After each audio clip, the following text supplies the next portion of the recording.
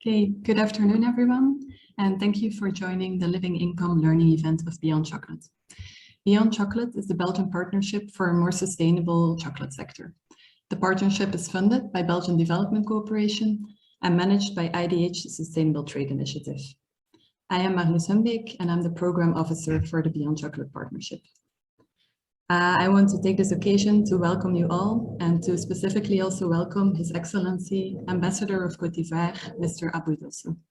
We're very happy to have you here, Mr. Now, before we get started with the event, I just want to take you through a few brief technical notes. I would like to ask you all to stay muted throughout the meeting to avoid any background noise. Of course, we do encourage you to participate actively and to ask questions, but we would ask you to wait until the specified Q&A moments. So after each panel, after each speaker, you will have a Q&A moment, and you will then be able to raise your hand and unmute yourself and ask your questions. If we do not have enough time to answer all questions during the event, don't worry, just put your question in the chat because we will send around a more extensive Q&A after the event to all participants. And then lastly, please note that the event will be recorded and we will also share the recordings on our website. Now, let's take a look at what we have planned for today. Now, during the event, we will look at the smart mix of interventions that are needed to close the living income gap for cocoa farmers. We will draw learnings from several interesting living income projects, including also some of the projects that are co-financed under Beyond Chocolate. But we will tell you a bit more about that later on. So after an introduction by Senior Program Manager Charles Snoek, we will give the word to Ashley Tittelman, who is Senior Innovation Manager at IDH, and she will present the IDH Living Income Roadmap, introducing the subject. During the next part of the event, we will have 3 different panels. Each of the panels will focus on a specific living income intervention. And all panels will be moderated by our living income experts and Senior Program Manager, Gaël Lescornec. So during the first panel, we will focus more on service delivery models and procurement practices, answering the question, what combination of interventions are needed to directly increase incomes, and focusing especially on the role of price. During this panel, we will have as speakers Raphaël Audouin-Rousseau from Puratus, Karen Janssens from Colruyt Group, and Marion Mavis from Oxfam. In the second panel, we will look at how to create an enabling environment to reach a living income, and we'll have as speakers James Webb from Barry Callebaut, Ibe Jan Franke from Tony's Chocolonely, and Cedric van Kutsum from Mondelez. In the final panel, we will move away from sourcing and go more to buying, and we will focus on how to build the case for living income brands. And here we're happy to welcome Isabelle Petit-Dufresnoy from Galère and Philippe Bernet from Cargill as speakers. So as you can see, we have a very interesting list of speakers, all experts in their fields. So let's just dive right into the event. And I'm happy to give the word to Charles Snoek, Senior Program Manager of Beyond Chocolate. Thank you, Marloes, and hello and welcome everyone to our learning event under the framework of Beyond Chocolate. Very happy to see a wide number of participants joining us today, and also specifically would like to welcome His Excellency, the Ambassador of Côte d'Ivoire, Mr. Abou Dosso, who has been also one of the driving forces in the discussions in different on sustainable cocoa. Maybe very quickly and briefly to set the scene for this meeting today. As some of you might know, Beyond Chocolate was launched at the end of 2018 by the Belgian government and is facilitated and managed today by IDH. Part of the engagement of the public sector in Belgium was to create a co-financing fund of 2 million euros. This fund was there to really support innovation and support increased impact in cocoa supply chains, but also to leverage extra funding from the private sector. So as a quick reminder, we all know that we are here engaged in this living income ambition, But concretely, all partners in Beyond Chocolate have also engaged to not only report on their progress, but also to really increase investments in the coming years to make sure that we can move towards the realization of our ambition.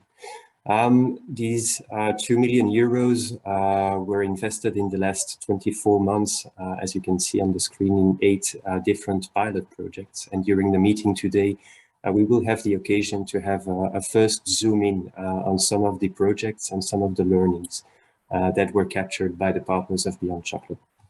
This is important because the pilot projects that we are running today are there for multiple reasons. The first one is, of course, to test these high impact models and to see exactly what interventions can work in what context and how exactly we can work on different aspects at the same time to move towards enabling living incomes.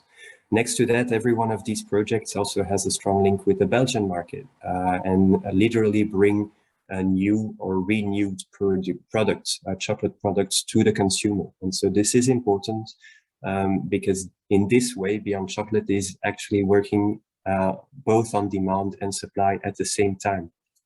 So I think that here we are really try to couple our sustainability ambitions with market transformation.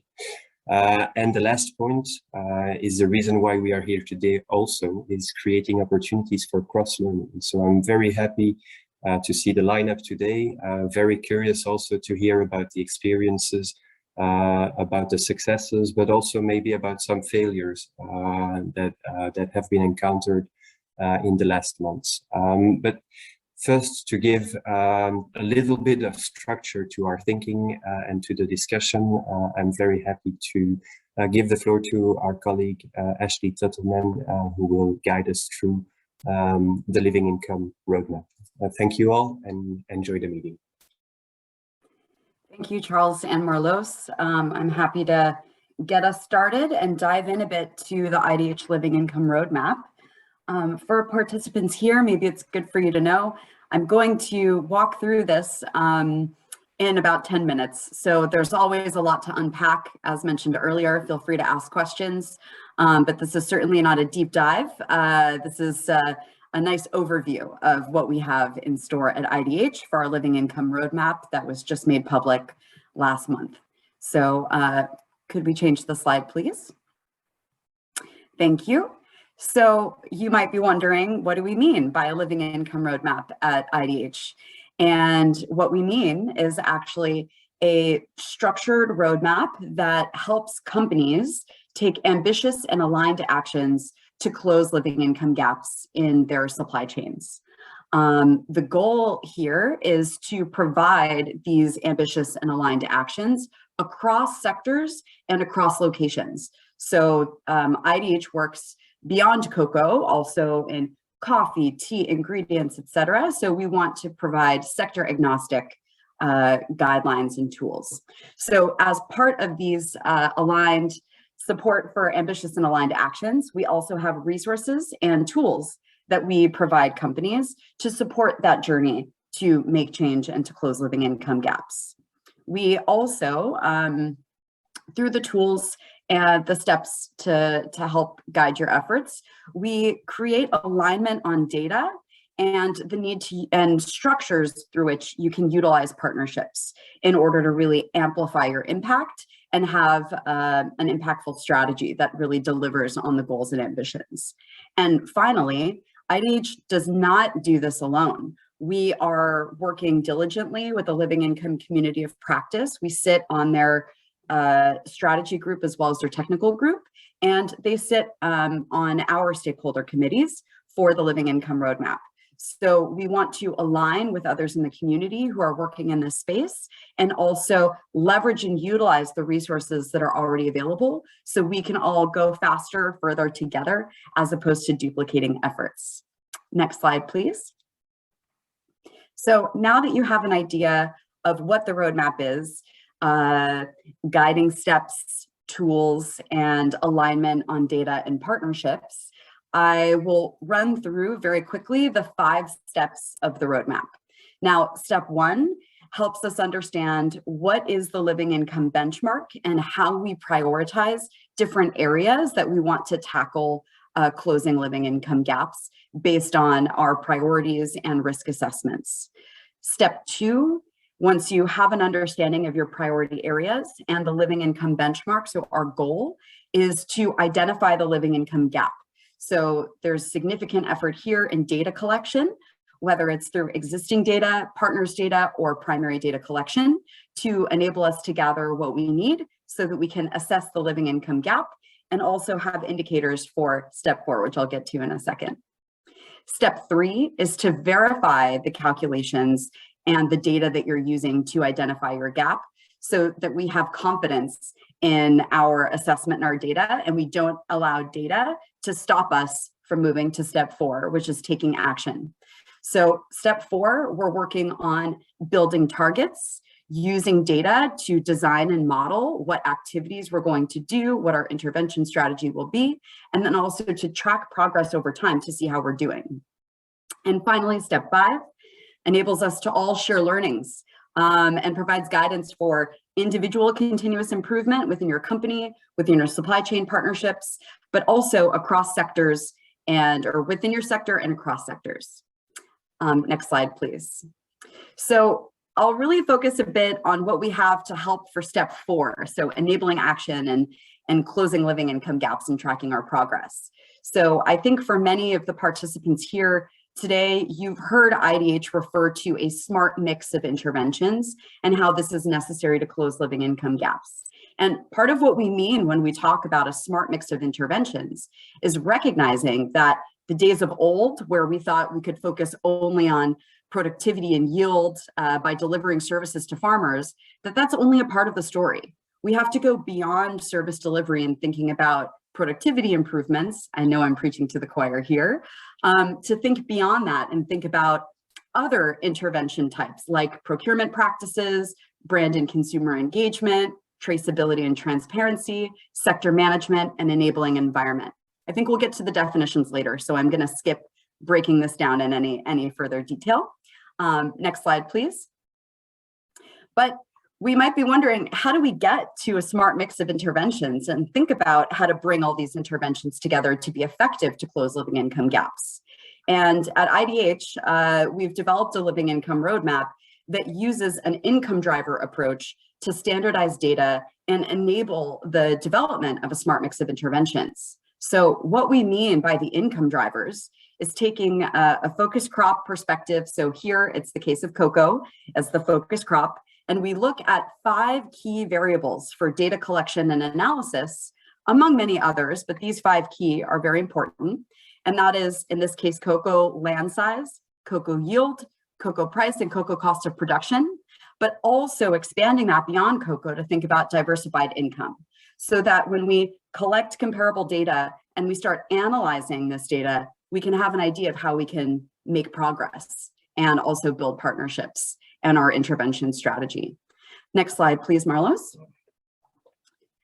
So what you see here is actually our way to start visualizing how we use these income drivers, these 5 data points. And one is to utilize these income drivers to analyze opportunities and limitations to close living income gaps. So generally, we take a look at where are we now? Where are our farming communities that we source from? Where are they now related to each of the income drivers? And also, what improvement is feasible and obtainable of each of these drivers? And when we have an idea of those boundaries, that helps us get an idea of what we can do alone, what we can do in our supply chain partnerships, as well as, which you see referenced a bit on the bottom, what other actors need to be involved, perhaps beyond your current supply chain partnership strategy, which can include other NGOs, certainly the government and the public sector, farmer organizations, et cetera. So we really utilize this income driver thinking to think about what are the opportunities, what are the boundaries, and how do we develop partnerships using data to develop a smart mix of interventions to close living income gaps. Next slide, please. Altogether, we do have quite a toolkit already at IDH with several tools being tested and others in development. But I'm going to again briefly run through our toolkit here that all works towards enabling a smart mix of interventions. So I'm going to go left to right. And on the left side, you see that there are 3 tools in the first box that are income driver tools. So the income measurement survey helps us standardize data collection so that when we collect primary data from farmers, we're approaching that collection similarly, meaning that we have a higher likelihood of having comparable data output. That data output from the income measurement survey and of the income drivers can either be utilized in the income driver calculator or the STM analysis, the 2 other tools in the income driver toolbox. These other tools help us start analyzing and modeling how we might be able to use that income driver data where we are now versus the boundaries that we can achieve to figure out what that means for closing the gap, what degree of the gap we can close, what types of interventions we need, what partners we need, and what that means for your business as well as for farmers' P&Ls. So trying to take all of these elements into account, either through a high-level modeling exercise with the income driver calculator or a real deep dive with the STM analysis. So these are our 3 income driver tools in our toolkit. And we have 2 other tools that are currently available. One is a gender tool, which helps us assess whether our intervention strategy is actually gender intentional or gender transformative, or maybe none of those and where we need to improve. And finally, the farmer segmentation tool, which actually has not, full disclosure, it has not been built specifically for living income, but it is a way for us to think about how we might segment farmers in relation to service delivery, to start thinking through who has the highest likelihood of taking up some of the services that might be delivered. So all together, these tools, income driver tools, our gender and farmer segmentation tools, come together as part of the toolkit for the Living Income Roadmap that helps us all develop our models, our strategy, and the actions to create a smart mix of interventions that hopefully closes living income gaps. And in some cases, when it doesn't, or even when it does, that we can share learnings in our group here, like in Beyond Chocolate, as well as across different coalitions and beyond sector-specific coalitions. So I think that's it for me. I hope that was a decent overview and you have an idea of, at a sector agnostic stance, what IDH is providing for living income and guidance for companies. And I'm around now today or offline if you have any other questions after this event. Back to you, Marlos and Charles.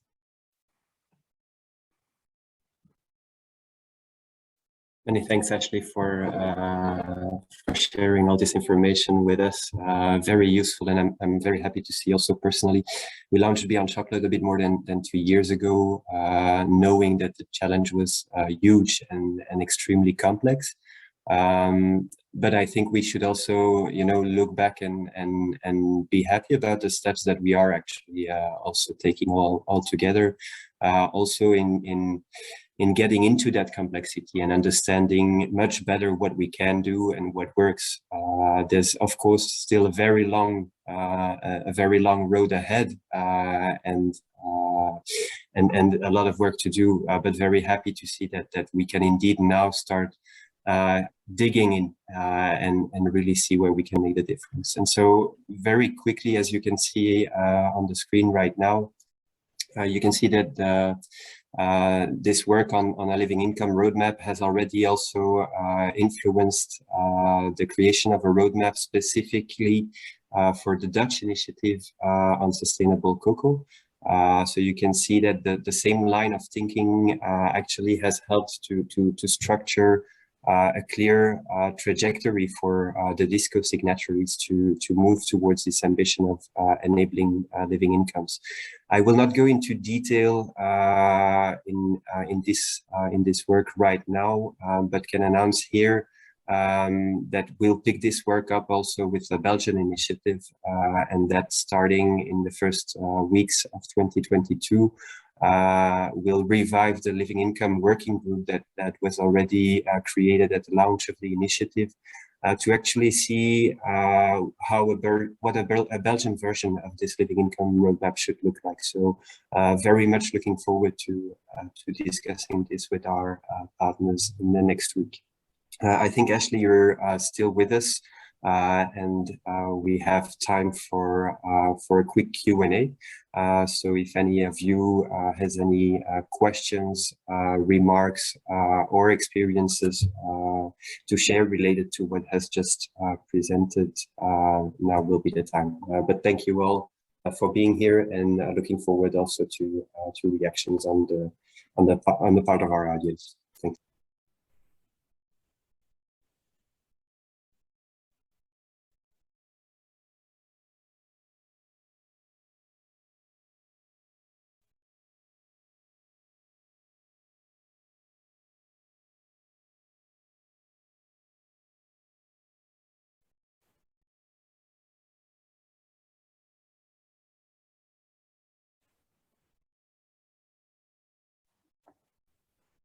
Okay, so maybe we have a little bit of shyness still around, or everything was super clear, which is also possible. Thanks to Ashley. But thanks for that, and keep questions and remarks coming in the chat also.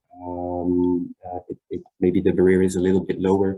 But we'll try to be as reactive as possible in the chat, but also verbally. But now giving the floor to our moderator for the further discussions today. Gaëlle, let's go ahead. Thanks. Thank you, Charles. And I think maybe when we get to anchor in specific examples and projects, there'll be more questions and exchanges around what you've just presented. But first of all, just welcome everyone. Very happy to be moderating the next hour and a half, and bienvenue, Ambassadeur Dosso. So as was already explained, we are actually using this complex wheel, which is that demonstrates the complexity also of an issue like living income, to really pull out some of the examples that are coming out from the Beyond Chocolate projects. And we're going to be focusing the first panel on service delivery and procurement practices and experiences from projects in these domains. The second panel specifically on enabling environment, and the third panel specifically on brand and consumer engagement. So those are the three panels that we've lined up today. We have experiences that range from some are very early in the journey, while others are much further along. But really, I think the common denominator is that we're here together to really pull out what we're learning in order to reach our commitments on living income. So without further ado, I think we'll start with our first panel, which is on service delivery and procurement practices. And my questions to our panelists are really around the combination of interventions that are needed to really directly increase incomes, and particularly when it comes to the role of price. So we, as Ashley mentioned, right, we recognize that living income requires a smart mix of solutions, right, which combines effective service delivery interventions, but also procurement practices, right, including price. So here we will hear from Beyond Chocolate projects on their experiences in implementing these combined interventions, and specifically the role of price. Specifically, we'll hear from Puratos and Côte on their collaboration, and here specifically Raphaël Rousseau, who's the Global Cocoa Sourcing Manager, and Karen Janssens, the expert sustainable sourcing at Côte, and also from Marion Mavis in Oxfam. So to kick us off, we've actually asked Raphaël from Puratos to provide us some insight into their living income approach, which is being used by the Cocoa Trace program that combines a mix of strategies, particularly around price. Now, since Raphaël is not live with us today, he has sent us a video from where he is now at the project site in Côte d'Ivoire. So if we can have a glance at Raphaël's video.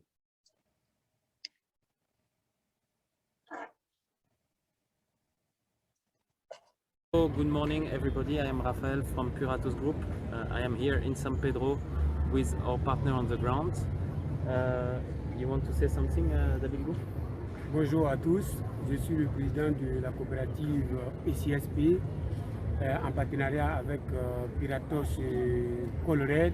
Vraiment, nous sommes du tout cœur avec ce programme-là parce que ce programme-là vraiment a changé la vie de nos producteurs. Nous remercions Piratos et nous remercions Colorade. Vraiment, c'est un bon projet, vraiment un projet spécial en Côte d'Ivoire, j'ai jamais vu que les producteurs vraiment apprécient. So here, actually, Karen will take you through a bit the model that we built for this project. So the idea is really to provide to all farmers on the ground a living income by putting on top of the other different level of premiums, the premiums that are coming from cacao trace, the premiums that are coming from fair trade, and the premiums that Colruyt contributes on top. So have a very good meeting, but maybe just as a conclusion, in order to do a strong living income project, I think it's very important to be connected to everyone, to be connected, to be there on the ground, and to do things by yourself and to engage for long term. Thank you very much. So, good morning, everybody.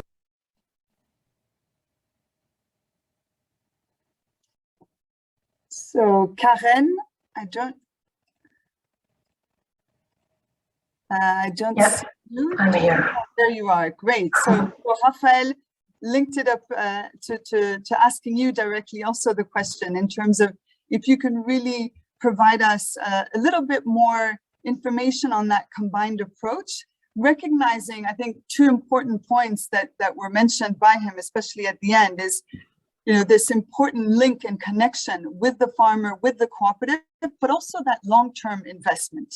I think these are two important points in your approach and in your collaboration. But specifically, if you can elaborate, so one on the modeling, the different interventions, the holistic interventions of your collaboration, and specifically the work on price, which we see is the slide there, and if you can include perhaps also some key considerations and perhaps even risks involved in this specific price modeling. Yeah, I will go into the price modeling in a minute. You can already see it on the slide, but I will go into detail later. I first maybe want to make the case. Well, I want to support, of course, Raphael's point about connection with the field. It's for sure that this kind of project, you cannot run it like I'm sitting here behind the desk from Brussels, right? So we are very lucky and very grateful that we have the teams of Piratos on the one hand and also of Ricolto, the implementing partner on the field. And of course, this is not only a physical thing, but it's also about the connection and the trust you can establish between the people for a good collaboration. And in that sense, we are lucky with our project, I think. So the theoretical basis of the project is indeed 6 interventions, as you mentioned, with a heavy focus on price. I think price indeed is important because of 2 things. Obviously, cacao farmers receive today a price that is far too low to survive, but on the other hand, also price is one thing you can easily control. It's in your circle of control. If you decide to pay a certain price, that can be done. Whereas this is kind of more difficult with productivity increase or even quality or consumer preference for more sustainable chocolate, for instance. So our mix of interventions is, apart from price, we also focus on quality. Actually, one of the premiums within the price is also a quality premium. Therefore, we have built decentralized fermentation stations in the 2 communities, Daregba and Colonel, where we are sourcing. So this gives also a little bit more of added value to the cooperative. Of course, productivity improvements. Currently, they are at 400 kilograms per hectare. It's too low.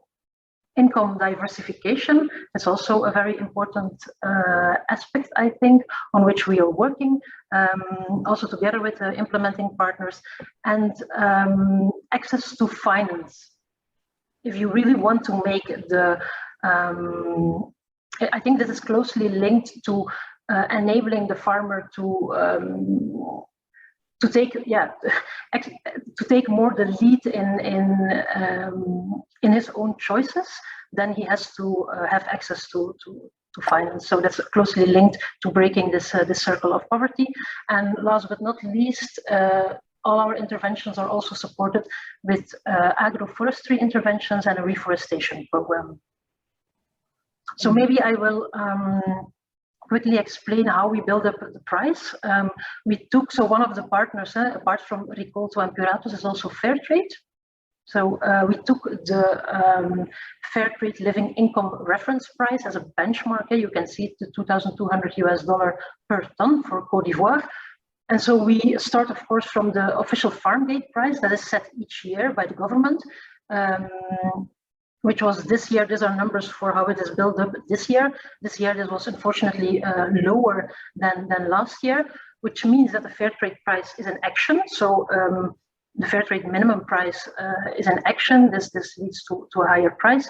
Then there are two premiums that are paid by Puratos, which is on the one hand quality premium for the gold standard. As you can see, that's $177, and a chocolate bonus. The chocolate bonus is actually 10 euro cents per kilogram of chocolate sold. And then we come in with an extra premium, which is of course flexible. It depends on the level of the farm gate price, so to ensure that the $2,200 really ends up in the pocket of the farmer. Mm-hmm. This is apart from, for instance, the extra premium, which is still paid to the cooperative. This is not counted in this calculation, as you can see. Mm-hmm. Thanks a lot. As we were talking in preparation for this this panel, we were also talking about the various risks also involved here, and you mentioned, right, in terms of the price drop. Can you elaborate a little bit more, particularly with other Beyond Chocolate members and partners here who might be considering to take such similar interventions around price? What are some of the considerations that should be looked at? That's a difficult one. I think here we are still in a kind of I have several things. We are still in a kind of a pilot setting. This makes it easy and difficult at the same time. Easy in the sense that we've given this commitment for the $2,200, so we have calculated the budget for us. For this, I must admit that this year's budget is quite high, $300 per ton on top. We are buying 100 ton more or less per year, so that's quite an investment. But given that this is something different, if you do this in a pilot setting, if we would do this across the board for our whole chocolate range, this would be a more difficult issue. So I think there is a very big challenge to move from this niche to core, or from these pilot projects to a general procurement policy that would take this kind of LIRP price as a benchmark. That's one thing. The other thing is, I think the debate tends to be quite black and white, or you have those people who think price is everything and they focus very much on it.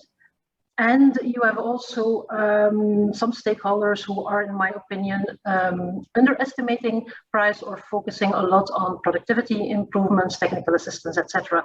Whereas I think we have to find the right balance, because I think price is super important. It's the focus of this project. I've explained that it's also within the control of many value chain actors, so it's something you can easily work on.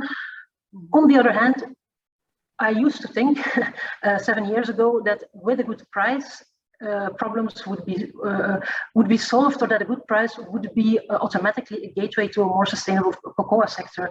I have personally witnessed in Central America, working for an NGO with cocoa farmers, that even under quite good pricing conditions, productivity, for instance, does not necessarily go up. Mm-hmm. And I think it's because it's more complex, farmer household dynamics are complex, and I think it is because we really need this holistic approach. And so I think the 6 parameters I have mentioned earlier are really all necessary to work on. And the aim of our project is a little bit to understand the link between the parameters, and also to understand if this business model can work for both Puratos and Côte Group. Thanks, Karen. And I'm sure others also have very specific questions on this, including on the last 2 points that you mentioned. I'm going to go straight to Marion from Oxfam, and then we can have the question and answers at the end of her intervention. But Marion, just linking to you, and I'm just trying to see if you're, yes, I see you here. Welcome. Hello. So also linked to the collaboration between Puratos and Côte, the Bite to Fight project led by Oxfam is also working on a set of combined interventions where you also have a specific focus on price. You recognize that this is obviously at small scale, but with the ultimate aim to improve incomes. Can you elaborate a little bit on your experience, and also linked to what Karen was saying, making that jump from a small pilot project to a potential scalable approach that can really be a game changer? Can you so elaborate on your experience, but also give us a little bit of your reflection on that bridge, on making that jump?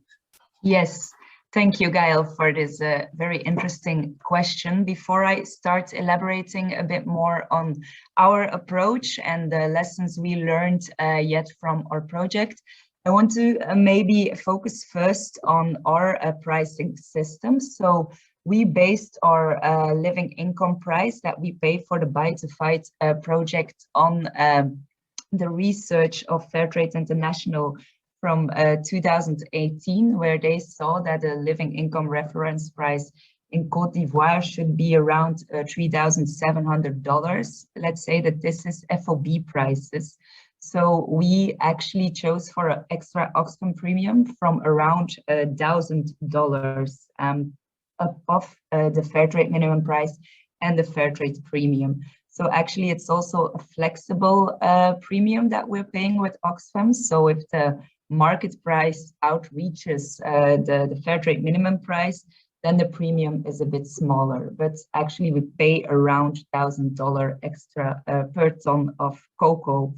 And we see that this actually has an insanely large impact, because the price of our 50 grams chocolate bars are like only 10 cents more expensive now by paying $1,000 extra per ton of cocoa. So this is something we definitely should highlight in this discussion of living income.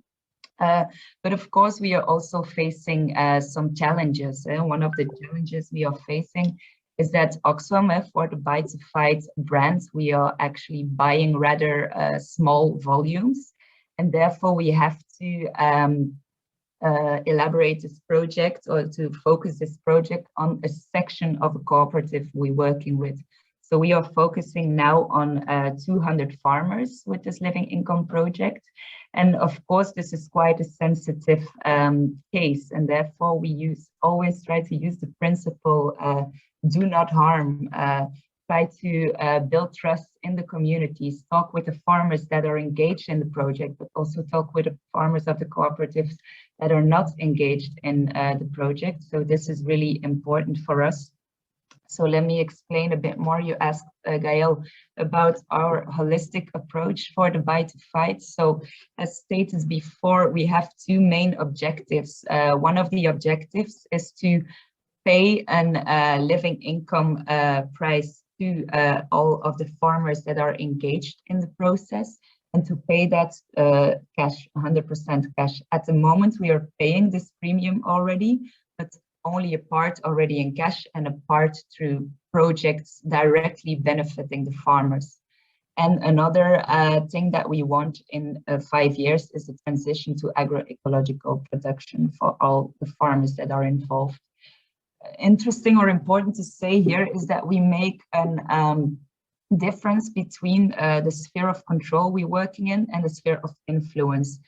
So the sphere of control is really focused on sustainable cocoa production, like good agricultural practices, thanks to personalized monitoring through the prices we are paying. And the sphere of influence. In the sphere of influence, we actually work or co-invest with the farmers in diversification projects. We set up some saving banks with women, but this is not in our direct control sphere, but we use actually also the premiums in this kinds of projects at the moment. And one vital thing I have to state here in our holistic approach is the local coordinator where we work with. It's actually the connection between the farmers and Oxfam. And he knows the local realities very well and is standing very close to the community. So that is really a young potential Côte d'Ivoirian guy. Tayoro is his name, and he is really our man on the floor, to say so. Another thing is how we put this all into practice, because we work with annual action plans that are confirmed by the General Assembly of the cooperative with 2 budgets. We have one general budget actually for the support and coordination of our project. And then we also see with the cooperative for what we are going to use the premium money. As stated before, a large part goes already directly cash to the farmers, but another part needs to be used for co-invested general extra income generating activities, for example, diversification. And therefore, we actually ask contribution from the farmers, from the women and men on the ground, so that they have like ownership in the projects that they are evolving and developing. So that is very important for us, as we see that if farmers do not have ownerships on the projects that they are developing, that we see that a lot of projects are doomed to fail. So the premium money is not used for buying motorbikes or for paying consultants, but it's actually only things that are directly engaged or are directly focused on the farmer income. And then the 6th point that is also very important for us is the monitoring of results. Like all the farmers that work in our project have like their own leaflets with their revenues and expenses.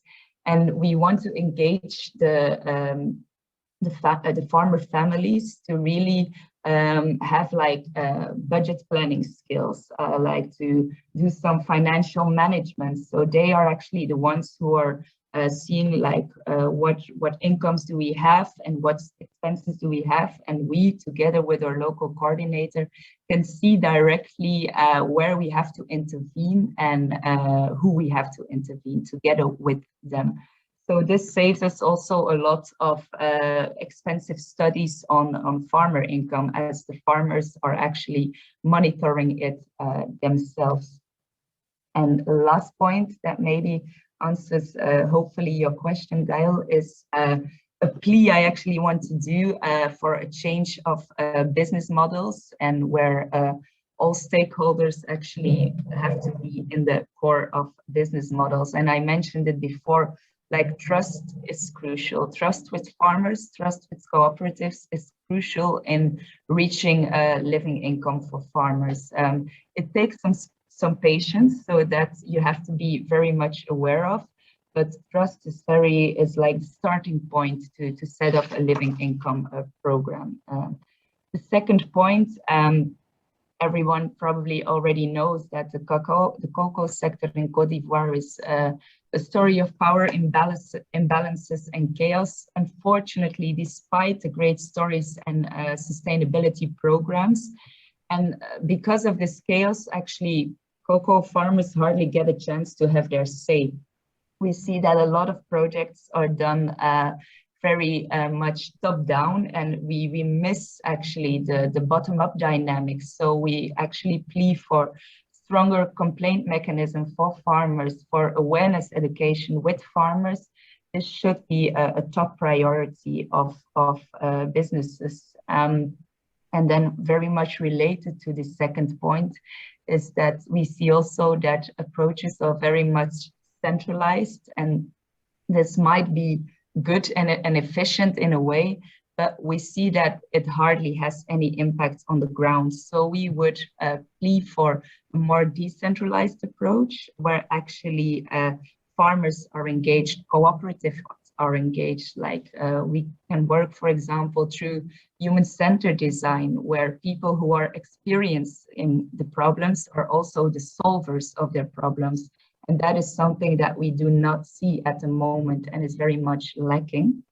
And then the last one, which is actually a bit of conclusion of the former three points, is that living income is unfortunately not tackled by pilot projects only, but we have to revise business models with the means that I was talking about before, and to have like a more stakeholder primacy and whole supply chain, that everyone is engaged and involved, and not the top-down approach that we are doing too much now. Karen said it as well before. We are sitting here talking about all this from our desks in Belgium, but we should involve a lot of more people on the ground. That's something we actually experienced. Thank you. Super clear. Thanks, Marion, for this insight. Really appreciate it. Unfortunately, we don't have that much time for questions, but I will take one. I'm just looking at the chat here. Stephanie, would you like to ask your question? Stephanie from Sustainable Food Labs. Sure, thank you, Gael. This was a question to Karen, but it could be to the Oxfam project as well, whether you all are experimenting or have mechanisms to track the farm gate price received.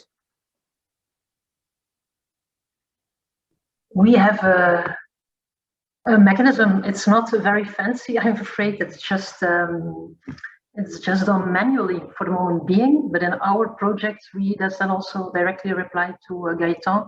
We are buying currently 100 tons a year because it's a pilot project, but we've chosen the bar on which we are testing this is our best-selling bar. So we have more or less 120 tons of chocolate a year we sell. And so, yeah, these 130 farmers, it's tracked manually. Is that an answer, Stephanie? Yeah, thank you. I know it's just a challenge. I think when we're talking about pricing, I know Fair Trade is experimenting with some, and I'm just curious whether that's happening. I don't know if the Oxfam project has a mechanism either. It's for sure something we have to think about when we think about scaling next to other things, but because then it won't be possible anymore.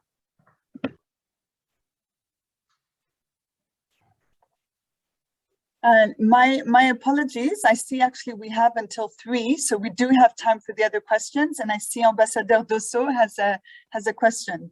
Je vous laisse la parole. Merci beaucoup. Thank you very much. Thank you for inviting me to this interesting session. I have just one question to Marion Mavis. She talked about decentralized approach. I would like her to explain clearly what she means. Because, you know, in Côte d'Ivoire, until now, you can, go on the field and, have direct contact with, communities, no? Mm-hmm. Yeah. So normally, you have the right to implement your project directly. So what's the matter? I don't understand the point. Okay. Thank you very much. Thank you, Monsieur, for your questions. So actually, the decentralized approach for me was actually focused now on sustainability programs in general. That a lot of sustainability programs are now made by people here at the desk, but are not like farmers are not consulted. It's not something that people that are experiencing the problems at the moment are actually consulted about how we can solve it. And that is way too much a top-down dynamics that we are having now.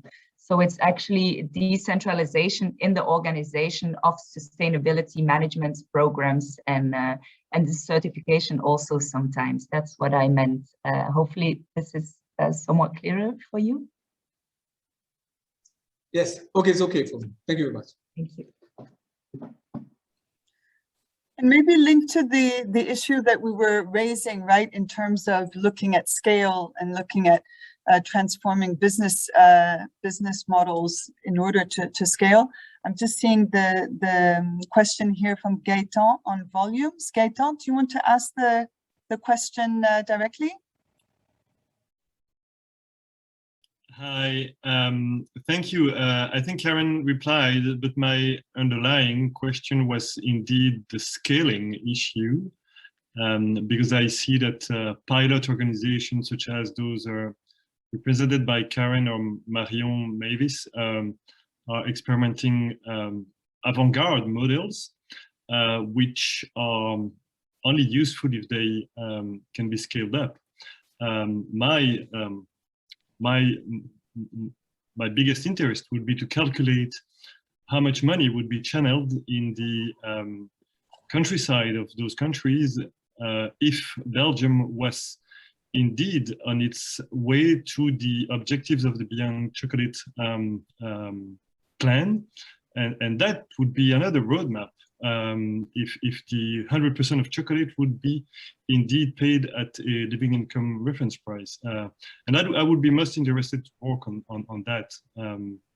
But Karen just gave a glimpse, and it's I think it's the way ahead. It's how to scale up that and how to convince the biggest players. Yeah, and I didn't reply to the second part of your question, Gaëtan. That's true, and it's probably because it's also a question for ourselves. It's our aim. It's a commitment Colruyt took, like all other players, to enable the living income by 2030.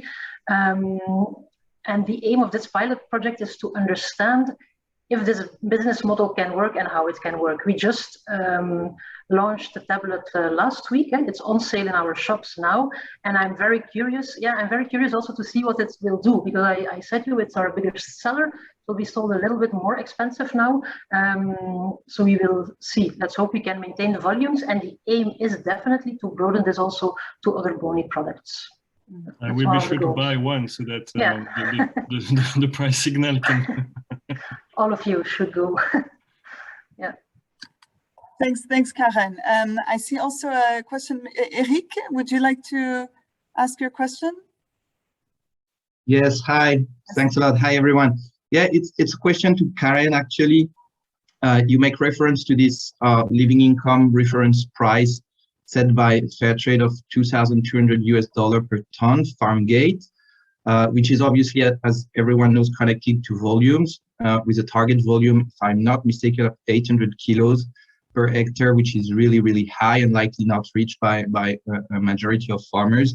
So I would like to know how you consider that factor, and if you have a clear traceability or tracking of the productivity and yields of the farmers that supply your cocoa, and if you know how far they are, and with that, knowing how far they are from a living income, even paying this 2,200 farm gate price. Yeah, you are entirely right. The assumption and the model is indeed 800. Currently, our farmers are, like most farmers in Côte d'Ivoire, I think around 350, 400 kilograms per hectare. We have indeed a baseline, and we are tracking this in increase in volume each year. It's still early because the project is just only 1 year up and running, but we've developed some interventions in order to boost productivity. Amongst others, we train farmers in composting. We've set up small business service units by youngsters to prune, for instance, to go around and spray and prune. So yes, it's a challenge. I think it is feasible. I've seen and visited farmers who have up to 1,000 or 1,300 kilogram per hectare. So I think it's feasible, but it will not, it needs effort, and it needs concrete effort, and we need to monitor it, and it needs interventions. Yes, you're right. We'll take one last question to Marion from Carolina. Carolina, would you like to ask your question? Hello? Yes. Yes. Hello. Yeah, so my question is, it was mentioned that it's necessary to increase awareness. And my question is, to whom do you mean? To the consumers? And if so, which way do you recommend to do it? Thank you for your question, Carolina. Of course, it's very important to raise awareness with the consumers, but this was actually not where I was focusing on in my plea for more awareness. I was actually focusing on the farmers, so that they actually know. It was regarding the complaint mechanisms, so that they actually know where and how they can whistleblow if some practices are not like as mentioned before, or if human rights are violated. So that was actually my piece. But we have to inform the farmers that such complaint mechanisms exist, and that they won't be violated if they start whistleblowing. So that was what it was about. Thank you, Marion. Before wrapping up, I actually, one of the clear issues that's also coming up is this consumer facing, right? And the fact that you're both saying that in your experience, there is a small top up and a small price to pay at consumer side. And we will have the third panel focusing particularly on, the branding and the consumer engagement and what that means. So even though you're not panelists, I think it would be really good to have your perspective as well on that panel and understanding exactly what is the relationship between price at sourcing level and at consumer, especially consumer engagement level.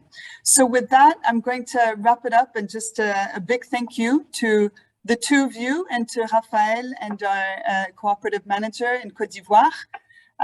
Thank you very much, and move on to our second panel on the enabling environment.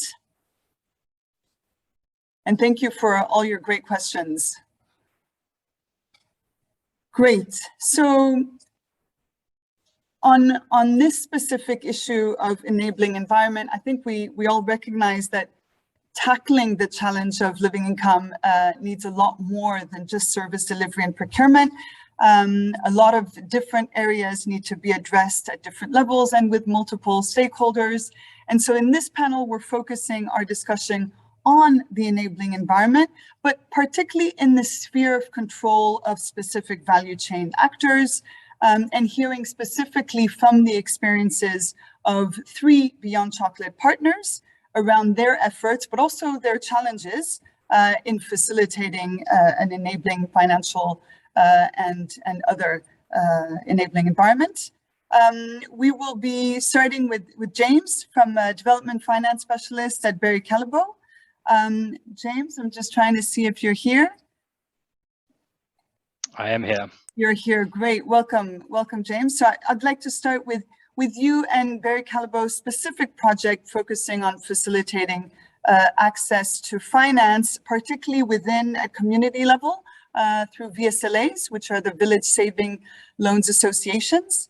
Can you tell us specifically what you're learning that can be valuable for other Beyond Chocolate members that may be thinking about facilitating a better financial environment, particularly in cocoa communities? Of course, happy to share my experience. Hi everyone, thanks for listening today. So of course we've got lots of experiences in these types of projects, and even with the best laid plans, the most well-researched concepts, unless you have the right enabling environment, we know that many of the interventions that we have will fail. So within this project, we have 5 interventions that we think are needed to context needed to facilitate the goal to reach living income. And 2 of these 5 interventions are actually there to support as enabling environments. The first of those is, as you mentioned, VSLAs, Gail. So when we take a look through the living income lens into how we're going to achieve this goal in a smart mix lens, and one of the other interventions is underplanting. So that's really trying to focus on farm income. So how we drive that, but then how do we actually drive also the off-farm income? And also looking, understanding that with living income, you're looking at it at a household level. So what is the income per household member? So how do we also drive incomes with women and youth? And VSLAs provide us a very strong vehicle to be able to target those members of the community and drive increase their incomes. So for us, we use it as a vehicle to actually bring income generating activities to the women and youth. In this case, it's poultry. So it started with layers. We then moved to boilers, so to selling as meat. But for us, it's also important that there's quite an investment required for poultry. So by targeting groups, you also lower the risk. So rather than having high individual risk on an individual, they can work together and solve the problems as they come along.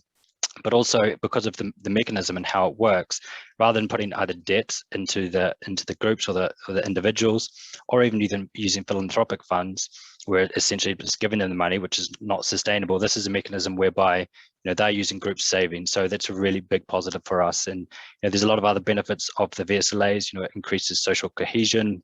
It's actually building on known systems in the community and formalizing these systems. And we also see, it's a step towards social independence for the members. Once they have more income themselves, they gain more standing in the society. They make, and often we see that women make better decisions on how they actually spend that money, and we can actually track that from the VSLAs. And then the VSLAs also support one of the other interventions, and that's underplanting. So the underplanting, so that's through community nurseries where they raise trees. And underplanting is a system whereby you can prune heavily your old trees that aren't producing much cocoa, which actually provides them with a bit of booster yield. But then you plant the new cocoa in between, and then also some other non-cocoa trees, which also provides income on farm. But the reason that they don't cut down the trees is because there's land tenure issues. If they cut down the trees, they will lose the rights to that land, which brings us to the other enabling environment intervention that we have, which is land documents. So that's looking at land titles, land contracts, and land certificates. Different, each option has their own pros and cons.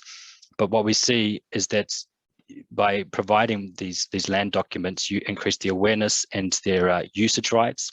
They have much greater security and long-term planning into their land, so they actually, they can invest more money and increase their yields, and which obviously increases their income. And then they provide more care to their farms when they know that it's theirs, and they have more autonomy and decision-making power when they have the security. So with these two interventions as part of the mix of 5 interventions, we see it as key for us to be able to actually drive the incomes that actually increase the incomes and trying to achieve the goal of living income.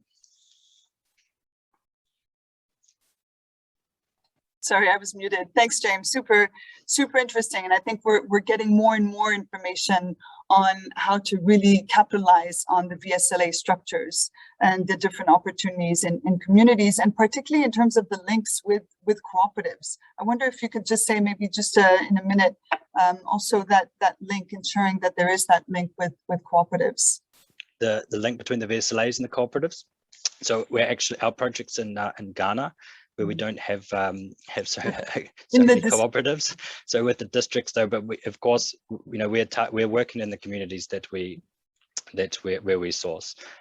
So we try and target as many women and youth as possible, but there are often some farmers that are in there. But it's all linked. So when we talk about the community nurseries, that's supporting the farmers. And the district leads, they all come together because it's all part of a greater plan to achieve income. So it's not, so then it needs to work with the underplanting schedules, and they're all part of the same communities. Yeah, super. Thanks, James. I'm gonna go straight to Iwe Jan Franken, farmer from the Tony's Chocolonely Farmer Accelerator. Just checking if you're here. I believe so. Welcome. Yes, I am. There you go. Welcome. So just also linked to some of the different levels that Tony's Chocolonely is working in around enabling environment, and how it complements the different integrated model that you're adopting. Can you perhaps share with us the different type of enabling strategies that you're working on, and how this is facilitating improvement to profitability of farmers, and specifically really what you're learning, and perhaps even some of the challenges of this journey? Yes, thank you, Gail. Yeah, so it's all indeed about the enabling environment. So our focus is really on what we can enable with cooperatives, through cooperatives, because to make sure that we enable in the long run, we really want any enabling environment factor to be owned by the cooperatives. So that's one thing that I would want to stress at the beginning, that anything we do, like we do it with the vision that, you know, like we create ownership and a level of ownership, feeling of ownership at the cooperative.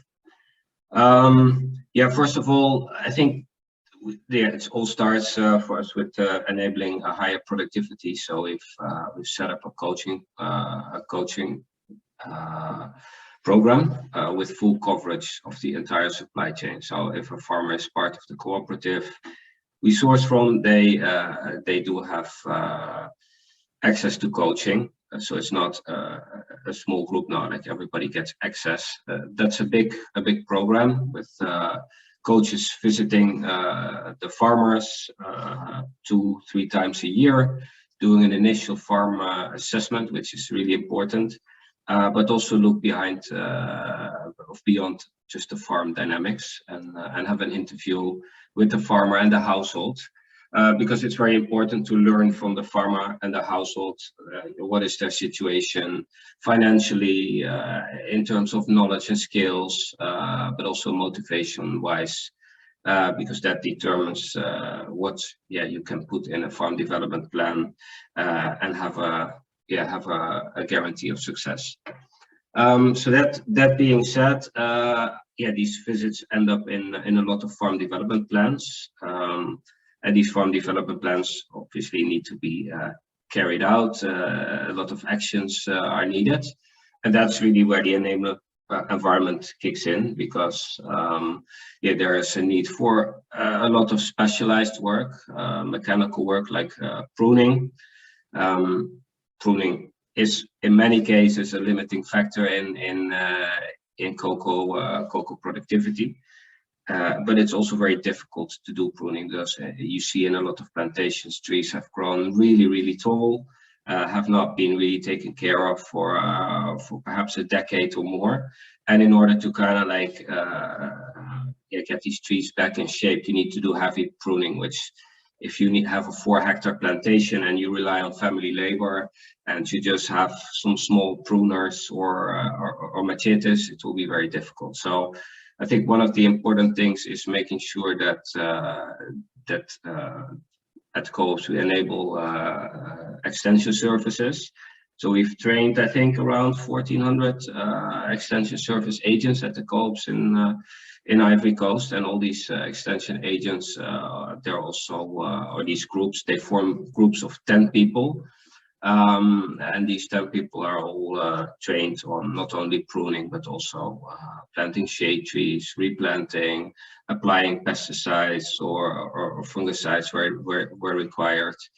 And they go out on request of the farmer, and also with support of the farmer financially, because farmers do receive a farmer living income premium, and that premium includes a certain amount for costs of farming, which is way higher than you would usually do, because the aim is to get to 800 kg per hectare, but that comes with a certain amount of costs and investments needed. So farmers do have the capability to pay for that.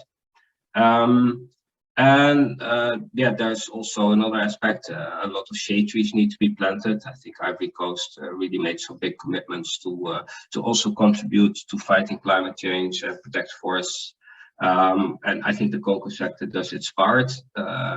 So what we are doing there is we make sure that the co-ops set up shade tree nurseries in the sections, in the communities, and that this is also an additional income generating activity, because it's the women that set up and run the nurseries and hand out the shade trees. So I think that's an important aspect.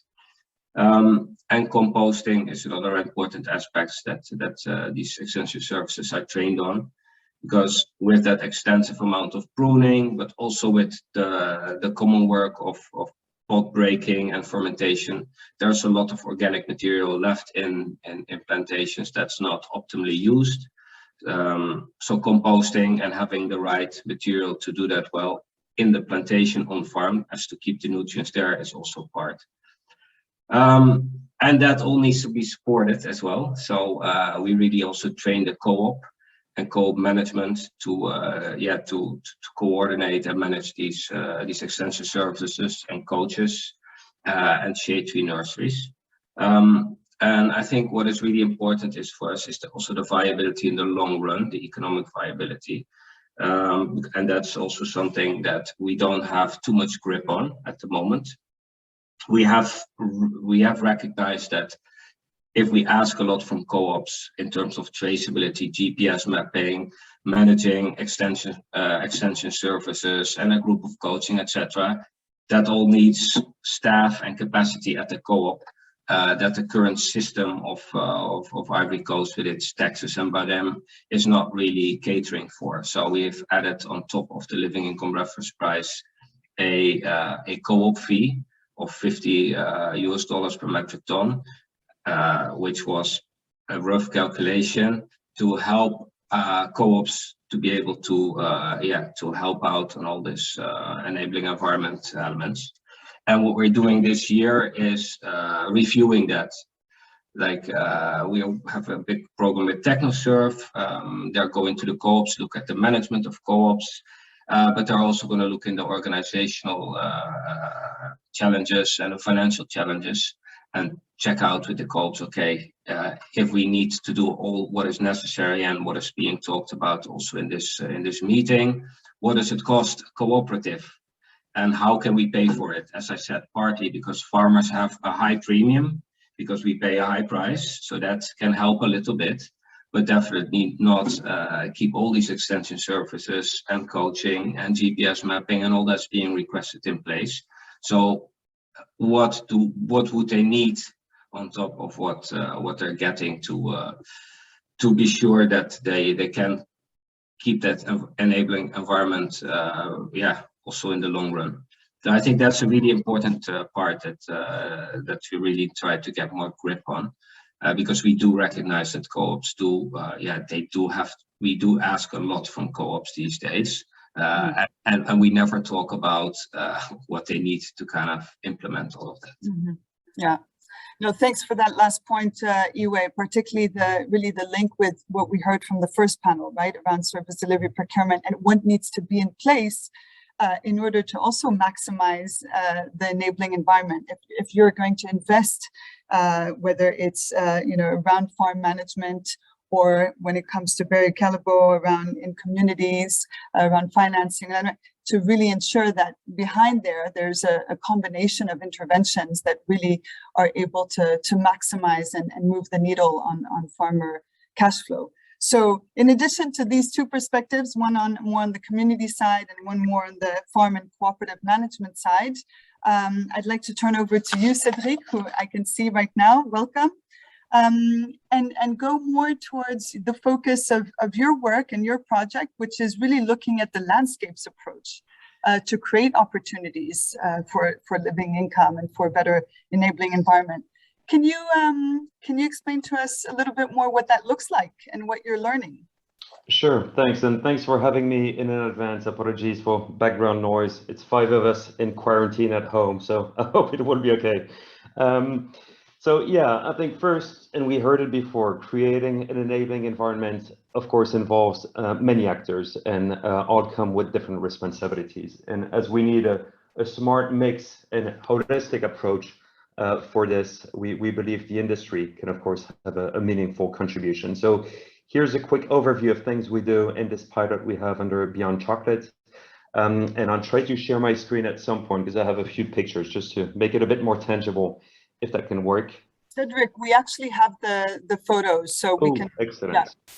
Good. Thanks.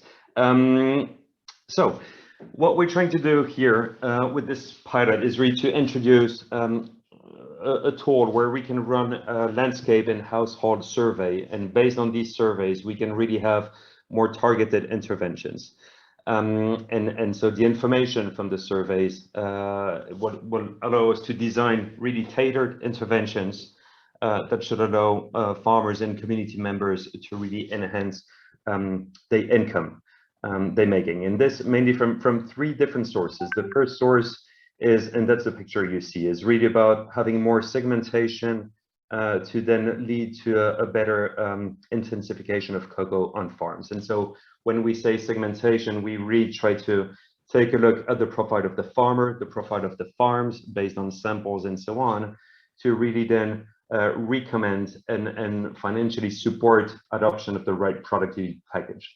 And so again, still being validating, but early results are very promising. There you can see this picture was taken actually 3 weeks ago when I was in Ghana. I was really impressed with the number of pods on that tree. So that's quite promising. And again, should translate in good income to farmers. The second dimension we're working on is diversification of sources of income. So farmers are no more relying only on income from cocoa. And this is mainly done also at a union level, or you can call it cooperative level. And here you can see two activities that the unions representing the different members, the different farmers, have undertaken very recently. On the left side, you can see a palm oil local press. And so from this, they would extract palm oil that they then either give to their members so they can use them in their respective households, or they then go and sell this to the market and get an additional income. And then the picture on the right side, there was the guy from the union, very proud to show us the latest production of soap. They started to do also thanks to cocoa pod husk. And again, they sell these to the members of the unions, but then also to the local markets and so on. And this also allows them to generate more income beyond cocoa. And then the third source of income that we're trying to retest and promote at scale is incentivizing farmers through introduction, no, previous slide please, introduction of payment for ecosystem services to farmers and community members who are willing to really engage in forest conservation. So these three activities should allow farmers to generate income from these different sources. And so the idea is really to land with a proof of pilot that would allow us to really develop a business case that we can really take to scale, that could be funded by the industry, and then broader maybe also attract impact investors that could support this, because the investment required would be quite big. Now, this work is part of a bigger agenda we have under Cocoa Life on living income. And I wanted to highlight two other projects we have that I believe are very promising. Hence, I wanted to share this first learning with the group here today. First is what we call for now VSLA 2.0. We need to find a different name for this. And you can move to the next picture, please. And there, as I said, we since the start of Cocoa Life in Ghana, because here we're talking Ghana, we supported the creation and the registration of 12 unions of cooperatives. And the most mature ones are really offering a wide variety of services to their members thanks to the capacity building we've been doing over time. And the latest one they did was to create, here you can see the West Achim Mutual Support and Social Services Limited, which is a branch within the union that is opening accounts not only for VSLAs, so each VSLA that have been developed in the community first now have an account with this financial institution hosted by the union, but they also offer accounts to the members of the union. And that allows them to have savings. There's less risk of walking around with cash and so on. So it's all in a more protected place. And it really allows the union to be seen as a service provider to their members. So we see this as something quite promising that we really want to continue, because it's a strong evolution of village saving and loans associations we had in communities. And then the other project, in the next picture, please, is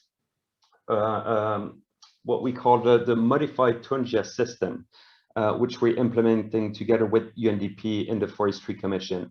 And that's a really interesting approach where you take degraded land, what used to be a protected area, today completely degraded, and you involve the communities around the protected area to then restore that degraded land. And so what we did here, we started with 250 hectares for now. We had members from the surrounding communities that are cocoa producing communities, and we asked them to volunteer. And most of the volunteers were actually women, because they struggle to access land in their respective communities. And so we had 250 volunteer women who came. The first step was to start planting food crop. and they can keep the production to feed their household, but also to sell on the market, again, as another source of income. And then they also plant economic trees on this. And the economic trees, the day they will be sold, 40% of the value will go to these women, again, another source of income. 40% will go to the Forestry Commission, and 20% will go to the traditional leaders. And I really wanted to land with this, to conclude with this example, because it shows, although all the issues we're facing in cocoa, as we know, are extremely interconnected, we strongly believe the solutions should also be interconnected. So we see this as a great example on how you can try to close the living income gap while having a positive impact on the environment, and of course, integrating women empowerment in the interventions. Now, I wanted to flag also 3 challenges we have, or 2 challenges we have with the implementation so far. First, as soon as you start talking diversification and new crops or additional crops, you need to make sure you have a strong access to market, because there's no point having a load of new crops if nobody buys it. So that's really something we need to focus on as a group, I think, and make sure we develop the right markets for these additional products or additional crops. The second one is, especially when working across an entire landscape, we do sometimes have conflicting agendas with other actors. And on this very specific landscape, we had a bit of some conflict with timber companies that have concessions there and don't really want us to get involved. And so that's a big challenge we have, and we need to keep in mind while working across landscapes. That's also why it is so important when working on this enabling environment to have full inclusion of the state actors and local decision makers, so we can hopefully come with an aligned management plan across a landscape. I'll close there. Thank you. Thanks very much, Cédric, and particularly on this last point in terms of the importance of very specific partnerships, especially with government stakeholders on some of these issues. I'm not seeing any direct questions to the panelists, but I am going to open the floor, the virtual floor, if anyone would like to jump in.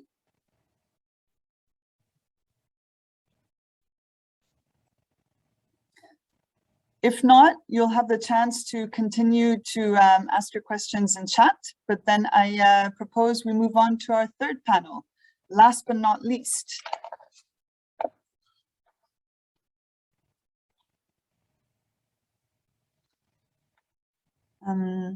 Yeah, fantastic.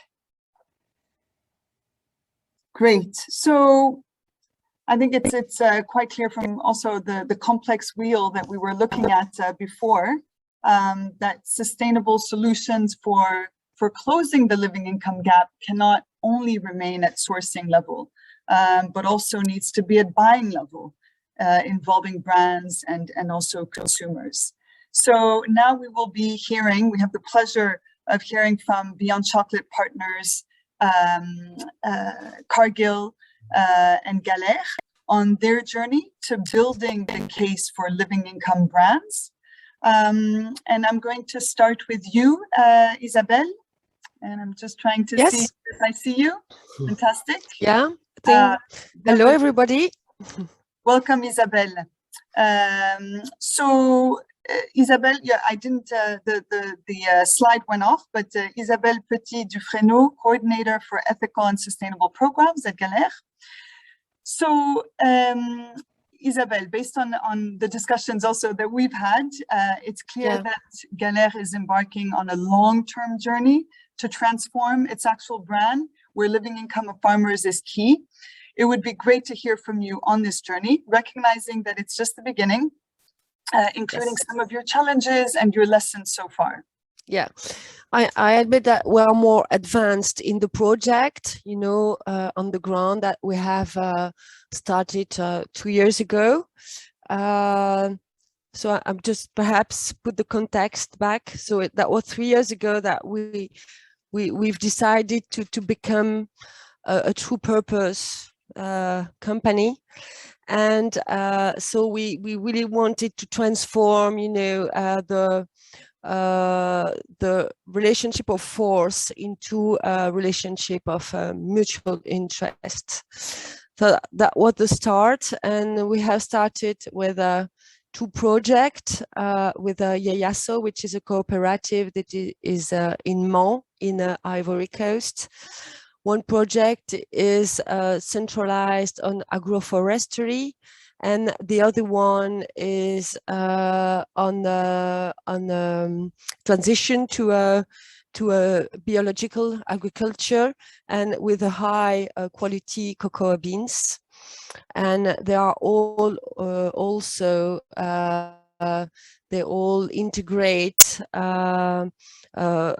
gender diversification and women empowerment. But it's quite I've seen that many projects are on the same axis than this one. And that was in the end of 2019, and that's the time we also choose to go on fair trade certification. And we've chosen fair trade because we thought that was the best one, the one that was really committed to make a difference on many.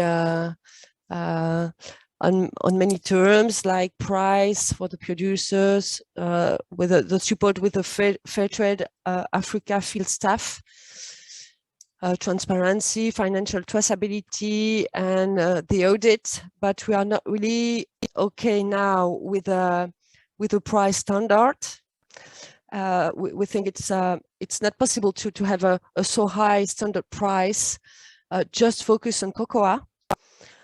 Because if we think in a big scale, I think like a chocolate company, we cannot afford that. It's too high. So we think that they have to integrate diversification or other things, in the standard. We also have a problem for Ivory Coast with the side of fields. The figures we have seems to be higher than what we saw on the ground. And so we would like, perhaps, if anyone has some information about the average size of field, because I think it's a very important information to calculate the income, the living income. So that's 2 points that we would like to work with fair trade and to challenge. So we've chosen to go on fair trade.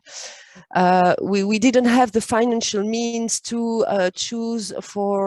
opt for a physical traceability. That was too expensive for us. So we concentrated on the producer's income, and so we've chosen the mass balance system. And that's where I think what we did something quite new, or perhaps not, but I think it's quite new. I mean, we had to deal with Barry Callebaut. If we are buying 1,000 tons of beans, equivalent to Barry Callebaut, they will buy the same amount of beans to Yeyaso, which is the cooperative we're working with in Ivory Coast. So that, I think that we were the first one to do that with Barry Callebaut. So that's an interesting part, perhaps, to share. So that's for all the story. And now to come to the question of the brand. We are now on quite in front of a challenge. I mean, we are 45 years old, so we are a classical brand, and we would like to go through a meaningful brand. And so right now we just have started with a brand new communication campaign in September 2020. There was a new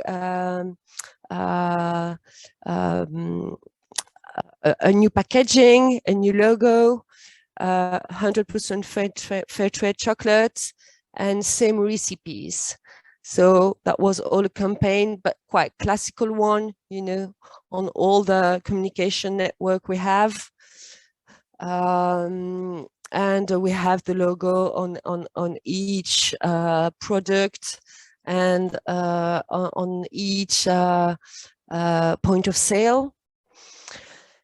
But now we would like to go further.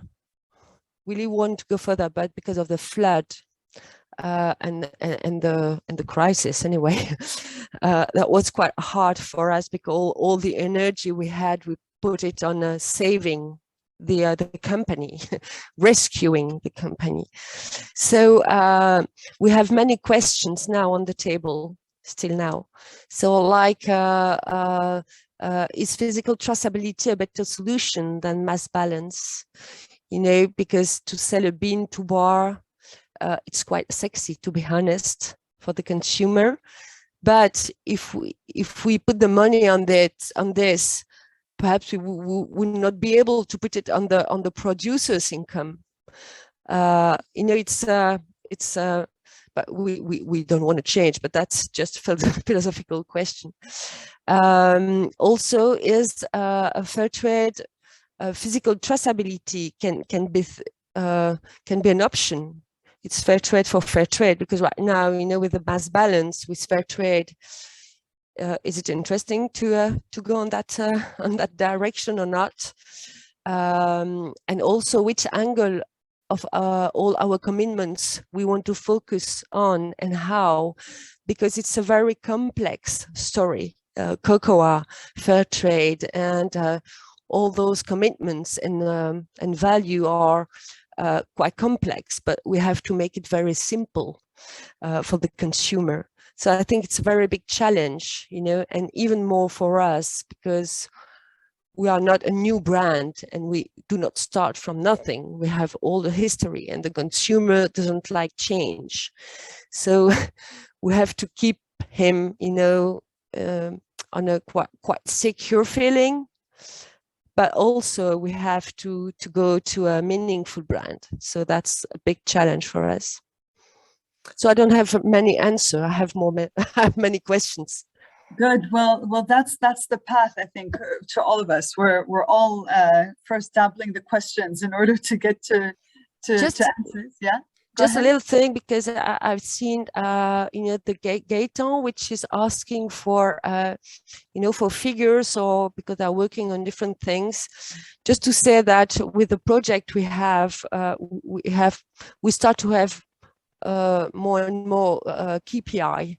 So perhaps we can, you know, have a contact if he wants to. We also have a farm record tool working with fair trade. So we are all on the kind of same, you know, commitments and projects. Thank you, Isabelle. And yeah, maybe you can also see also directly with Gaëtan, but super helpful. And really, I think the questions that you're asking yourself, I'm sure resonates with a lot of other brands. And here, I think your trajectory, right, going from a classic brand and what the departure points can be in order to transform to a meaningful brand, I think that also resonates very much, particularly in this paradigm and context of living income, where it's such an important goalpost.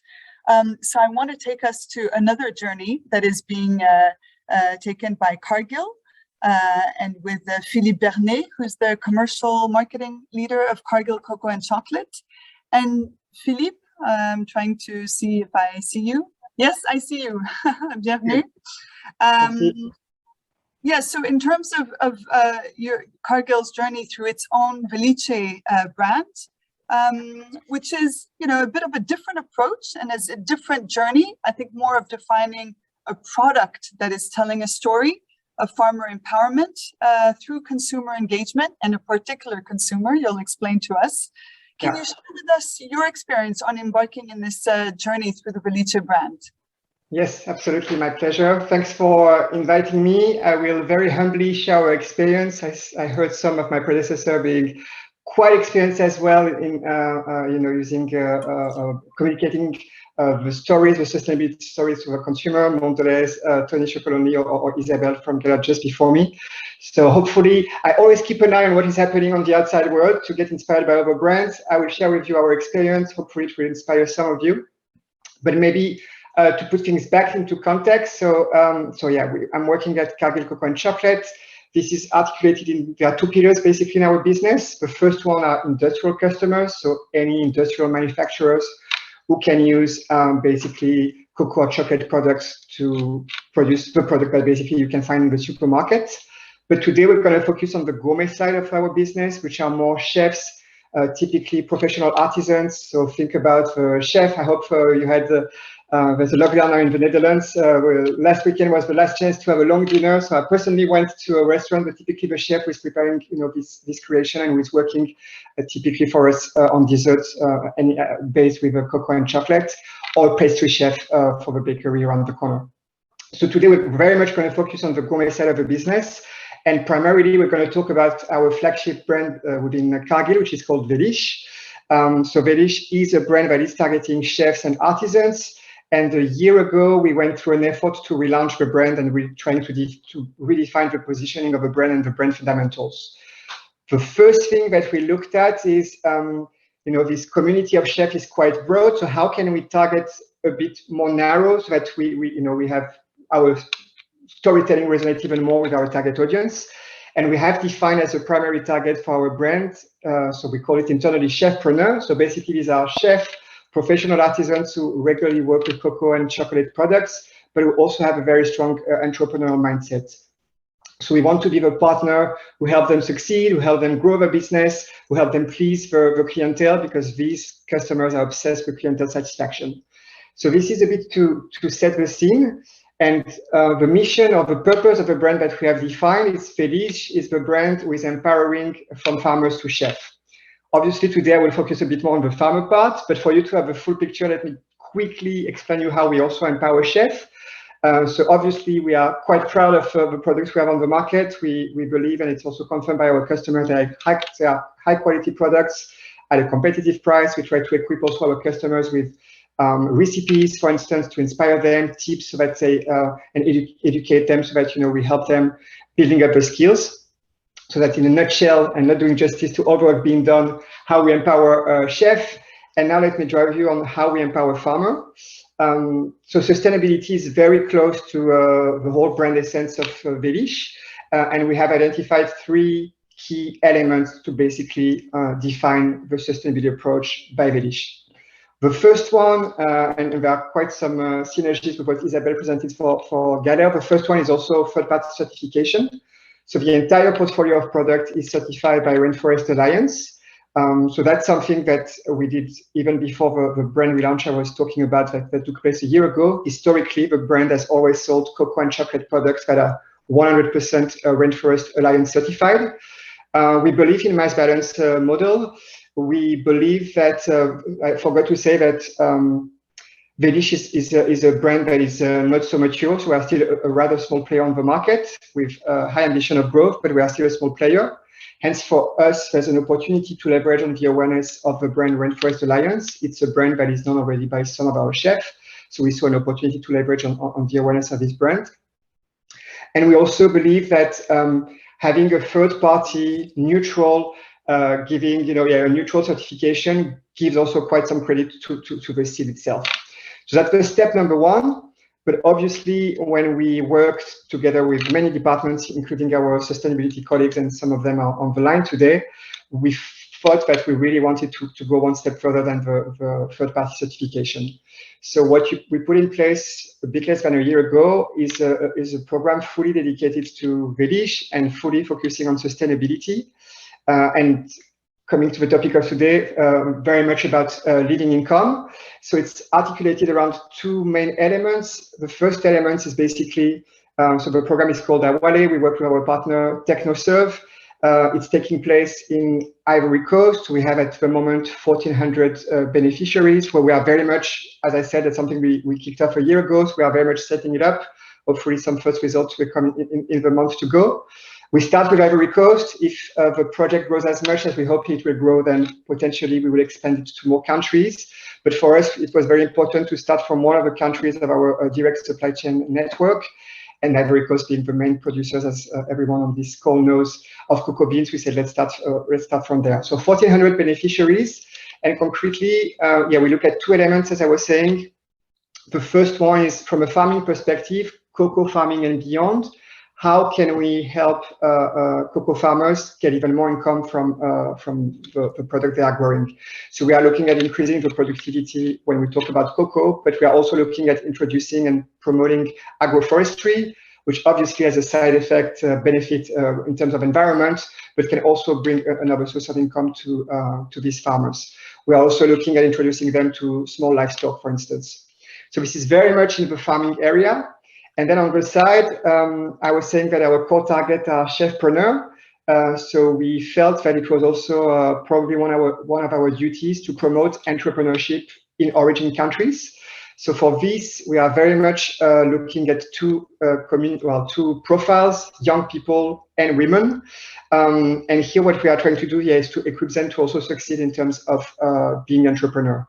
So typically we are working with them to identify income generating activities. So, making sure that they're making the right choice.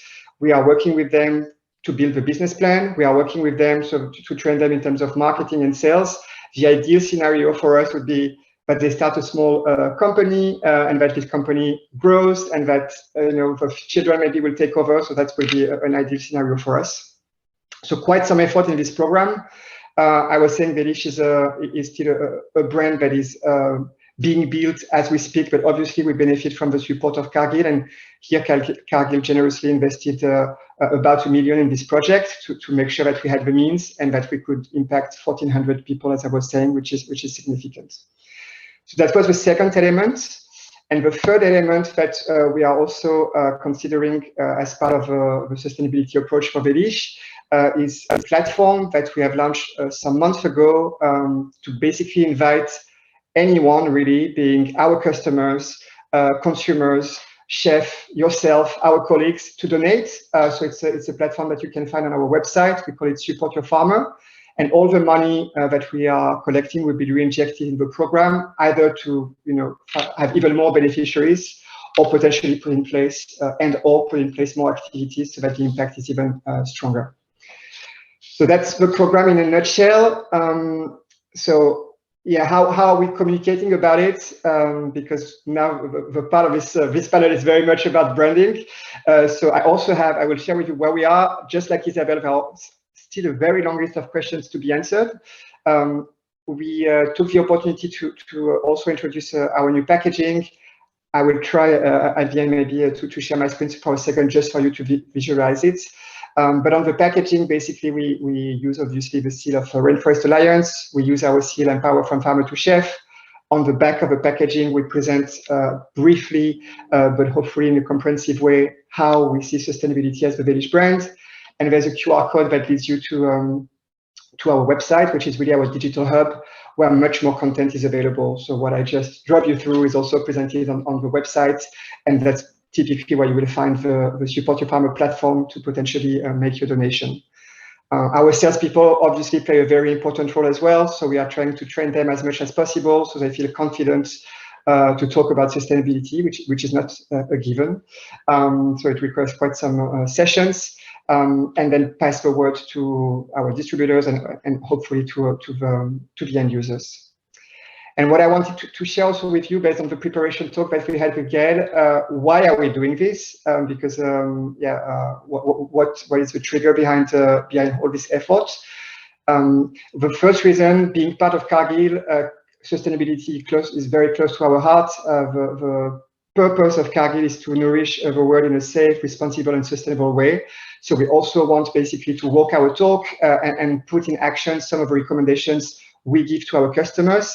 And that's, I think, what I'm so close to this project, and it's really it's close to my heart because we are very much interacting with customers in the gourmet space, but also in the industrial space. We are trying to engage everyone to take the part in the transformation of the cocoa industry that everyone on this call, I'm sure, wants to initiate or to accelerate. And now basically we're in a position to say to our industrial customers, as well as our gourmet customers, this recommendation that we are giving you, we took them into consideration. We applied them on our most premium brand within our portfolio. This is how we brought it to life, which gives us much more credit, I believe, and also hopefully will inspire some of them to follow the path and also take the part, play the role into the transformation that we want to do together with anyone, including consumers, other players on the market, and our customers, obviously. So that's the reason number one. Reason number two, it's known by all of you, I'm sure, that obviously consumers are more and more demanding when it comes to sustainability, but it's something that was much more manifested in the retail space, a bit less in the gourmet space, and now we see that also in the gourmet space, consumers, when they go to the restaurant where they buy a delicious treat at the pastry shop, they also appreciate to know the story behind the product and the sustainability effort, if any, behind. And as we want to set our customers, our chefs for success, we believe that, putting in place this program, giving the reassurance that it's 100% sustainable, helping them potentially also donating or collecting money is a good way to address the needs of the consumers. And the last one is also there's a commercial benefit, very honestly. That's also a discussion that we have very regularly with our customers. Beyond doing the right thing, there's such a strong consumer need and a request. It becomes even more and more a qualifier. At some point, it will really be something that consumer would expect to some extent. They will take it for granted. So it's also a discussion we have with our customers. It's a good way to engage your consumers, and that's also what we see. Again, the dish is a small brand with hopefully a bright future in front of it. But this relaunch is less than 1 year old, and we had a brand perception research done not later than a week ago. And among the people, the chefs who do know the brand, we see that sustainability is already something that for which we are recognized, or on which we are creating a bit of differentiation versus other players. So there's also this benefit to be aware of. So it's obviously doing the right thing, and that's the main driver. But on top of that, it's an investment in people, in money that really has a very, very strong return. So that's also something to obviously take into consideration. And with regard to, sorry. No, I thought you were finished. Go ahead. Yeah, maybe I wanted to share with you some of the lessons we learned and challenges. Just very quickly, because we're out of time. Okay, cool. I will go fast. So I was talking about the chef. Obviously, as you can imagine, they were hit by the pandemic, so the activity was very much slowed down. So now one challenge that we face is that sustainability was high on the agenda, now a bit less, because these people are trying to survive, to be very blunt. So we have to convince that for consumers it's still as important. And I think that's one of the key learning as well from the pandemic. Trends have not changed that much; they have been accelerated. So maybe there's even more than before a need to address this need, to address this these consumer requests. We have also to equip our chefs so that they become an ambassador, they advocate. So beyond buying the right product, or beyond buying a brand that in terms of values resonate with their own values, how can they also pass the message to their consumers? So that's something on which, that's a challenge, and something on which we are working right now. And to echo one of the points that Isabel mentioned, and I'm pretty sure any marketeer has been involved in how can I tell the storytelling around sustainability. It's very tricky to find the right balance between being transparent and sharing all the details and being understood.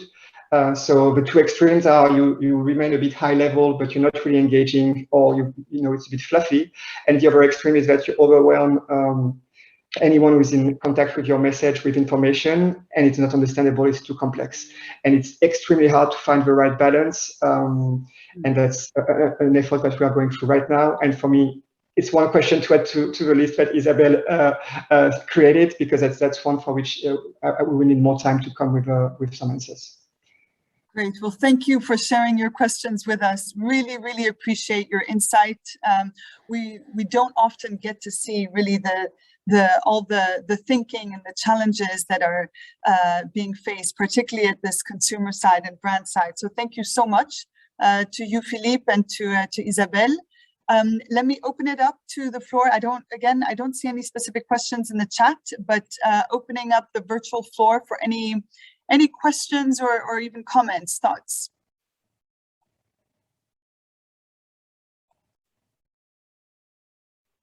And no need to raise any hands. You can just jump in. Oops. But if not, I'm sorry, I have a question. Yeah, I was interested to see this brand. I didn't really catch the name, and you mentioned that you will show it shortly on the screen. Yes, the image. Thanks for the reminder, Mira. Okay, and while Philippe, are you able to put it on?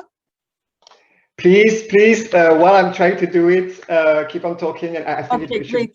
So if there's no specific question, I actually, if you remember in the first panel, Karen, I was mentioning that there's very much a link in what you're thinking around the different experiences at consumer engagement level, and perhaps it would be good just in a minute to share your experience from Colruyt. Yeah. Sure. Our experience on building the brand, or especially on consumer engagement. What does that mean? Yeah. Okay. Especially in reference to, you were saying, there's a small price hike. What does that mean? How is that visible? Okay. Yeah. Maybe first I will clarify something, because often people think I'm working for Colruyt Group. So the biggest business unit within Colruyt Group is Colruyt Laagste Prijzen, which means lowest prices. So which means we are a price follower in the market. So people often ask, how is it possible you can pay good prices to the farmers? But actually it's not linked, the price of buying and the price of selling is not linked one-on-one. As a retailer overall, of course, the Colruyt employs 33,000 people. We have to make a benefit. But it is not one-on-one per product, right? So I think that's important to keep in mind. We pay the price we negotiate, or the buyer negotiates.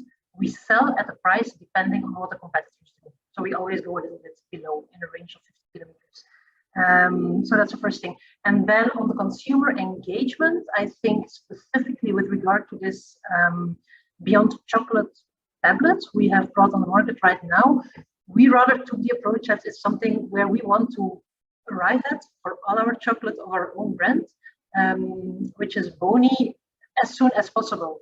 So actually on purpose, we used nearly the same packaging. So there's nothing about living income on the pack. Inside the pack, you have a little bit of the story, but it looks quite similar to the packaging of before. And I think this is because we want to convey the message that we just want to ensure a certain level of sustainability, and we do not want to transfer the choice to the consumer between a living income tablet and a non-living income tablet. From an ethical point of view, this is not a real choice. Very clear and very different trajectories, and thanks for sharing that. I see there are hands, but I also see that we have only 5 minutes left, and I wanted to give the floor to Ambassadeur Dosso. If you could give us, for the closing, perhaps some of your key takeaways from the learnings that were shared with us today. Ambassadeur Dosso? Thank you very much. Thank you very much. I would like to thank you for inviting me. And it's a pleasure for me to participate to this debate. It was very interesting. We learn about a lot about your living income. I will not, make a summary of the debate. It's not my role, but I want to share with you, some observations, and I want to be very understood. So I would like you to allow me to pursue in French, and if necessary, you can translate. Is this okay? Je pense que ça va. On va traduire sur chat. Ok, d'accord. Non, je voulais vous remercier. Le débat était très intéressant. Simplement, j'ai fait une observation importante. À aucun moment, il a été question du différentiel des revenus décents mis en place par le Ghana et la Côte d'Ivoire. Je ne l'ai pas entendu. Et aussi de la norme régionale. Et je pense ce brainstorming que vous êtes en train de faire est intéressant Parce que justement, ça va vous permettre donc de vous enrichir mutuellement des expériences des uns et des autres. Mais n'oubliez pas, vous intervenez sur des territoires et il y a des préoccupations qui y sont exprimées. Il est important que vous puissiez les prendre en compte. C'est vraiment important. Donc, la question du différentiel des revenus décents, qui n'est pas une vue de l'esprit, déjà, là-dessus, vous ne dites rien du tout, comme si ça n'existait pas. Vous avez des initiatives, mais celle-là, on n'en parle pas. Et ça, je pense que vous devrez l'intégrer, parce que justement, le reproche qui est fait par le Ghana et la Côte d'Ivoire aux initiatives en cours, c'est simplement de dire ceci. Ces initiatives-là ne portent que sur un nombre limité de producteurs, donc ça a un impact relativement faible. Et ensuite aussi, ils pensent aussi qu'il y a un problème de vérification de la réalité d'un certain nombre de choses qui sont faites sur le terrain. Vous voyez? Donc, je voudrais vous encourager effectivement à intégrer dans vos différentes initiatives les préoccupations des pays producteurs. Et c'est vraiment ça que je voulais dire. Je voulais, pour terminer, vous dire ceci. Mon pays, la Côte d'Ivoire, est en train donc d'élaborer un programme de durabilité du cacao. C'est un programme qui va porter sur la totalité de notre cacao, avec l'ambition de porter d'ici 2030, d'avoir 100% de notre cacao qui est produit de façon durable. C'est important et c'est possible. Mais pour ça, on a besoin de vous. Donc, les initiatives que vous avez, à un moment ou à un autre, on vous mettra autour de la table pour voir comment est-ce qu'on peut en tirer les leçons, en tout cas avoir un programme commun dans lequel chacun va travailler. Voilà vraiment ce que je voulais vous dire, pour dire qu'il faut que vous l'ayez à l'esprit, c'est important. Je vous remercie. Merci à vous, ambassadeur Dosso, pour ce point extrêmement important. Sur ce, je laisse peut-être à Charles de nous clôturer cette session. Thank you, Gaël, and thank you very much to, well, first of all, to Gaël for excellent moderation, and to all the speakers for the great and honest interventions. I think that we managed to indeed dive into complexities. I'd like to quickly just translate a couple of words from Ambassador Dosso, as I think it is a really important message. And so the ambassador, well, first of all, thanked for being able to participate in an interesting debate, but made an important observation. He said that at no point there was any discussion or mention of the living income differential or the African regional standards that were both launched by both Ghana and Côte d'Ivoire in the last months. And so the ambassador stated that the brainstorming is interesting as it ensures cross-learning and sharing of experiences, but that we must keep in mind that all these interventions are happening on territories and with communities abroad, and that we need to better integrate the views and the needs of our stakeholders. So the ambassador encourages us as platforms, but also all of us here as partners, to better include these needs and attention points from the producing countries. And he finished by mentioning that Côte d'Ivoire is now working on large-scale sustainability program for the cocoa sector, with the ambition to reach 100% sustainable cocoa production by 2030, but also made a clear call that to reach this and to realize this ambition, we need to work together even more in future. And so thank you very much, Mr. Ambassador, for this important message. We'll take this into account in the way we move forward, and look forward to having further discussions with you. Thank you very much, Charles. Thank you very much. Mr. Maru was okay. Thank you very much. You're most welcome, Mr. Dosso. Let me finish also by thanking all participants for joining and for being active also in the chat. So as Mahlus announced, we'll also share the slides and recording with you afterwards. Look forward to a next event and further discussions, and wishing you a good day. Thanks, everyone.